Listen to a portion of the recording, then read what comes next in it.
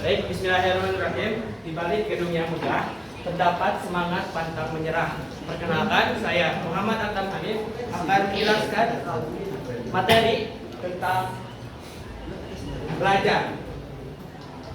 Materi ini saya buat untuk memenuhi tugas informatika di Universitas Indonesia.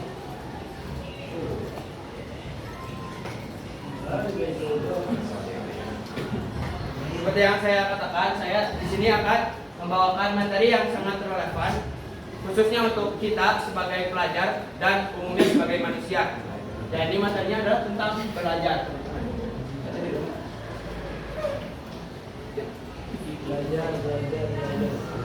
Dan belajar ini tidak hanya sekedar menjawab soal ulangan dan mendapatkan nilai ulangan, tetapi di balik setiap angka yang kalian lihat terdapat jiwa yang belajar dengan kuat.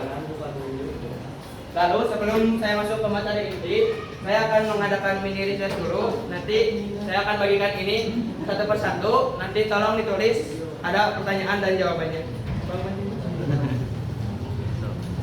Begini sih. Geser.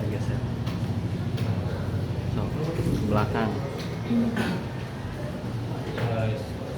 Nanti di kertasnya boleh jawab dua pertanyaan ini. Yang pertama, menurutmu apa itu belajar?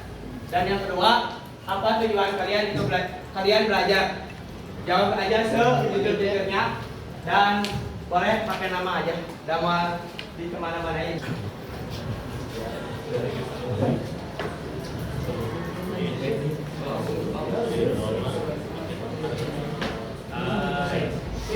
Irfan. Ini pulpen.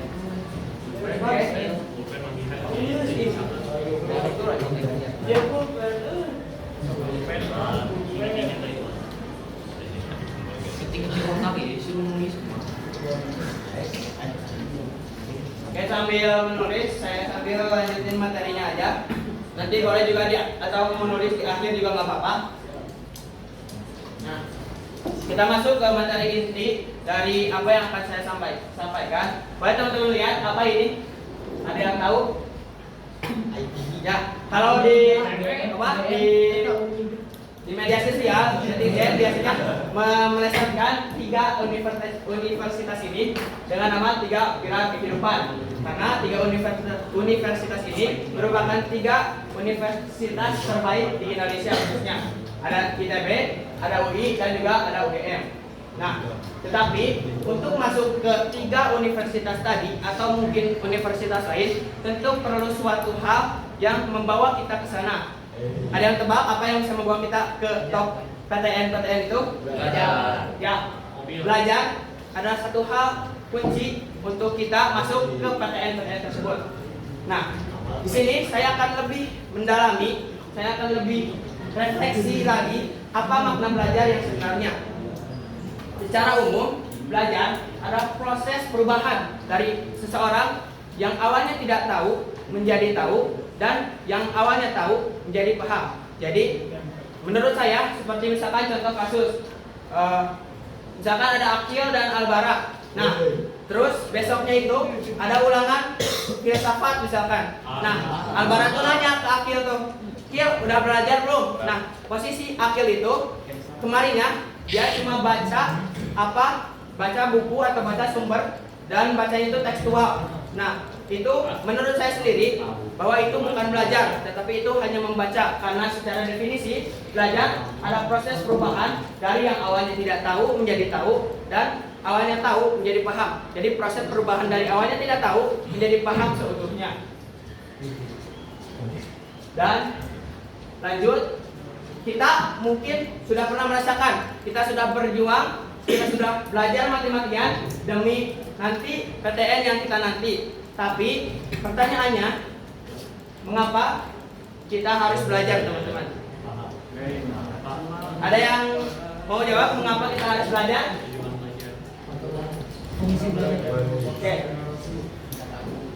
Belajar secara definisi yang lain adalah kemampuan kita untuk melakukan sesuatu dan menguasainya. Contoh, belajar bahasa Inggris biar bisa nonton film tanpa subtitle. Belajar main bola biar bisa nendang free kick kayak Roberto Carlos. Belajar fisika biar bisa ngitung putaran bola yang ditendang Roberto Carlos. Atau belajar Rubik biar bisa pamer ke teman-teman yang nggak bisa. Nah, mengapa kita belajar dan apa tujuan kita belajar?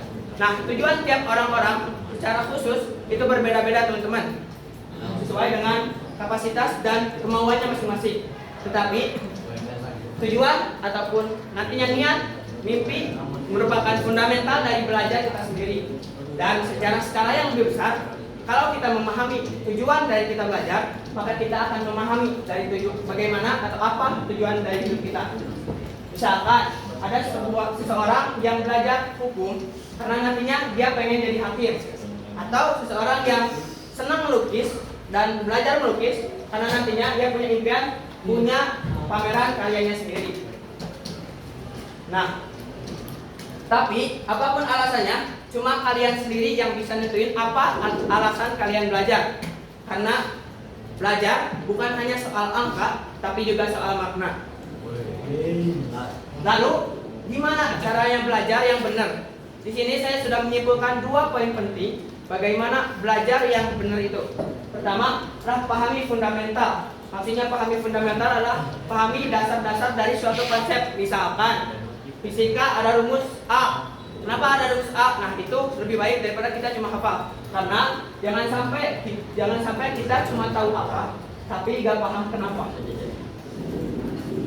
Lalu yang kedua, seperti yang sering saya katakan ataupun sering kalian dengar, bahwa belajar adalah harus step by step. Maksudnya misalkan kalian main ML, apakah langsung ke Mythic Immortal? Kan tidak mungkin ya.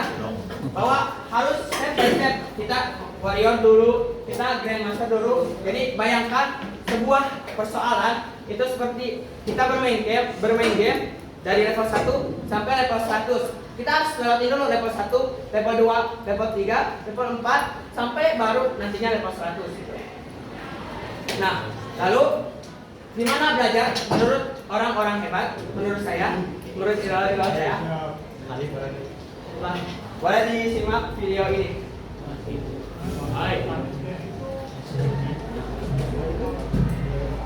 Itu di pinggir pencet.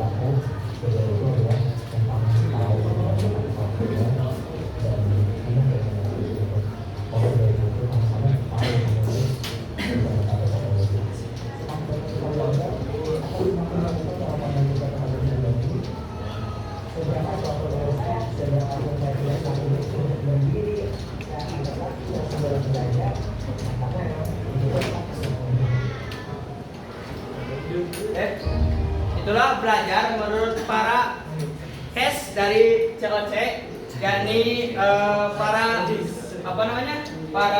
siswa atau mahasiswa dari universitas terbaik, yang mana mereka itu bukan orang yang sembarangan. Teman-teman bayangin aja, ada IPK atau GPA mereka yang bocor, jadi nggak pas mentoknya tuh 4, IPK mereka tuh 4,2, 4,3.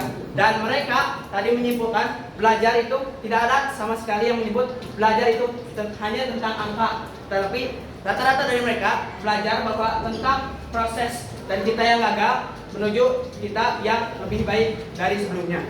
Dan penutupan dibalik nantinya dimanapun kita berdiri, baik di Bandung atau di negeri yang jauh di sana, belajar akan tetap sama, yakni mengenai makna bahwa kita itu manusia yang selalu berkembang dan berusaha. Sekian presentasi dari saya.